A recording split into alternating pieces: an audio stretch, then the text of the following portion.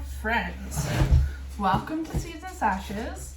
Today I'm going to talk about these amazing seed donation that we got. So thank you to the John Humphrey Center for Peace and Human Rights based out of Edmonton and the Royal Bank for making the funds available for me to apply for to get these seeds for the seed bank initiative happening in Rock Soup Greenhouse and Food Bank in Wetaskiwin.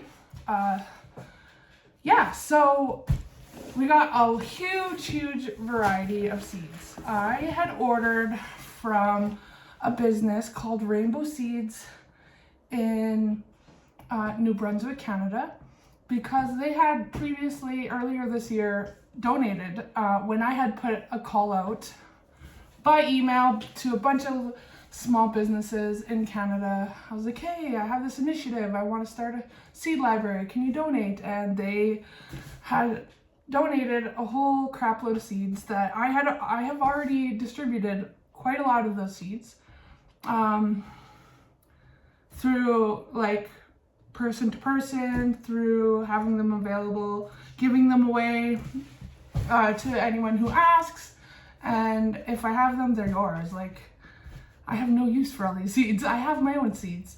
I have my own garden already ready outside. And so seed library.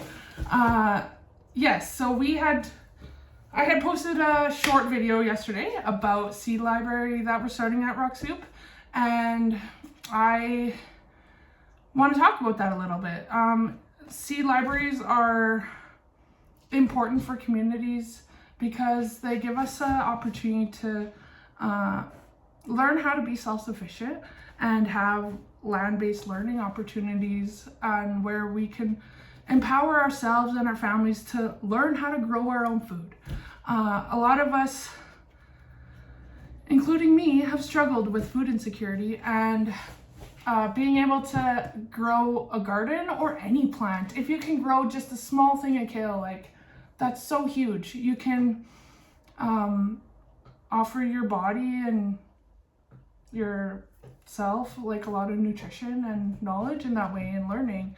And I encourage anyone that wants to learn how to grow to start growing food in any way that you can, whether you live in an apartment or a house or whatever space you have available. Use what you have. That's all I could say is use what you have and just start. You have to start somewhere. Like, start with the basics. What does a seed need?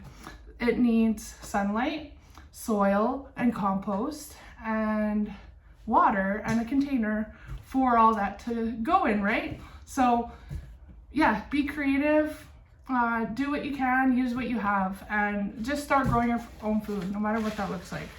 We have a huge variety of seeds here. I had ordered a bunch of herbal tea varieties, as well as a market gardener package with like all sorts of stuff, cabbage, beets, tomatoes, lettuce, everything. And then also they're all heirloom non-GMO seeds, so you don't have to worry about seed patents or whatever. We'll save that for another video. But yeah, so in Edmonton, the Edmonton Public Library had previously had a seed library, but they had to close down due to overwhelming response and people coming there and being disappointed. So there is a need for these seeds, right? Usually you go to a store and one of these seed packets costs $3 to $5, and to have like a decent variety of foods, like you're spending like quite a lot of money depending on how big your garden is, right? So like having opportunities for this, like not a lot of people have extra money to grow food or even like learn and fail. So what I want to encourage people to do is that if they're accessing a seed library and they take a package like this, let one of these seeds go to seed so that you can harvest those seeds and at the end of the season, donate them back to the library to keep that circle going, so that other people next year can access these seeds too. And we don't have to always worry about funding or donations to be able to have initiatives like this. So it's super empowering to grow your own food. And I encourage everyone to learn, especially with inflation and this capitalism and inflation and all the effects that are, all the things that are affecting us today.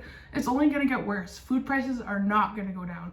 We need to learn how to grow our own food right now. And here's an opportunity for you to learn how to grow your own food. And that's why I have this page, because I'm super passionate. I started growing my own food at home, digging up grass so that I could put soil in there and seeds, and just learning as I go.